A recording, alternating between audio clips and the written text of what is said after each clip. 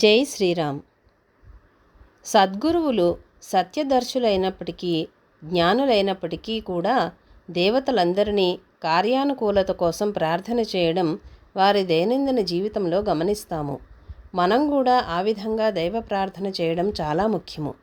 ప్రతినిత్యము సూర్యచంద్రులకు, అగ్నికి, ఆ పైన రామునకు అంటే దైవమునకు, లక్ష్మణునకు అంటే కాలమునకు, సీతాదేవికి అంటే ప్రకృతికి, అటుపైన రుద్రునకు ప్రార్థన చేయాలి. రుద్రుడు మనలో ప్రాణశక్తిని పెంచే తత్వము కలవాడు. రుద్రుడే మనలను మృత్యుముఖము నుండి రక్షించి, బంధము విడదీసి, మృత్యువుతో మనకుండే ముడి విడదీసి, అమృతత్వముతో మనకుండే సంబంధము విడదీయక ఉంచుతాడు. అదే మనం జపించే మృత్యుంజయ మంత్రము. జీవుడు మృత్యువుతో ముడివేయబడతాడు, అమృతత్వముతో సహజంగా కలిసి వచ్చాడు. కనుక అమృతత్వము నుండి విడదీయకు, మృతత్వము నుండి నన్ను విడదీయము అని కోరే మంత్రము మృత్యోర్ముక్షీయ మా అమృతాత్ అనాలి. మా అమృతాత్ అనకూడదు, మా అమృతాత్. రెండూ పక్కపక్కనే ఉంటాయి. సరిగ్గా పలకకపోతే ఒకదానికొకటి అయిపోతుంది. కుంభకర్ణుడు ఇంద్రాసనం అని అడగబోయి నాలుక తడబడి నిద్రాసనం కోరడం వల్ల నిద్ర ఇచ్చేశాడు బ్రహ్మదేవుడు.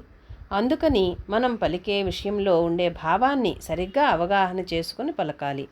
అలా పలకకపోతే మనం మంత్రాలను ఎంత గొప్పగా చదివినప్పటికీ తిరిగి వచ్చి మనకి తగులుతుంటాయి. హనుమంతుడు సద్గురువు, జ్ఞాని, వేదములు తెలిసినవాడు, సూక్ష్మ శరీరము కలిగినవాడు, దూరదృష్టి కలిగినవాడు, అష్టసిద్ధులు కలిగినవాడు, యోగులలో ఉత్తముడు. అటువంటి వాడు కూడా దైవారాధన చేశాడు అంటే మనం దాన్ని అలక్ష్యం చేయడం, నిర్లక్ష్యం చేయడం కేవలం మన అలసత్వము, మనలో ఉండే తమస్సు కారణము అని తెలియాలి తప్ప అదేదో గొప్పతనమని అనుకోవడం పొరపాటు. అందుచేత ఇంత వెతికినా కూడా కార్యసిద్ధి కలగకపోయేసరికి వీరందరినీ ఒక్కసారి ప్రార్థిస్తాడు, స్మరిస్తాడు. స్మరించగానే అశోకవనంలో ప్రవేశించాలనే సంకల్పము కలుగుతుంది. ఆ సంకల్పం ఆధారంగా అశోకవనానికి బయలుదేరుతాడు. ఇంతకుముందు దేవతలను ప్రార్థించాడు, ఇప్పుడు మహర్షులను కూడా ప్రార్థిస్తున్నాడు.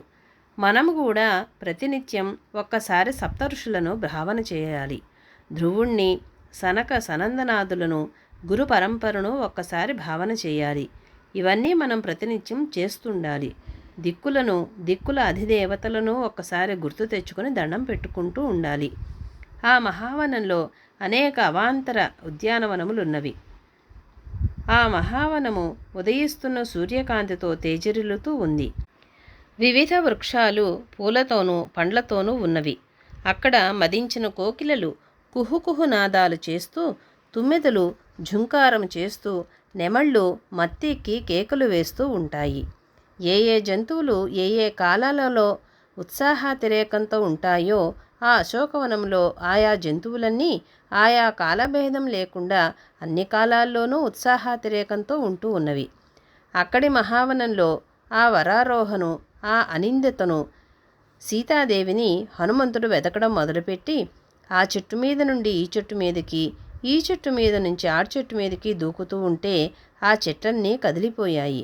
వాటి మీద హాయిగా నిద్రపోతున్న పక్షులన్నీ మేలుకున్నాయి.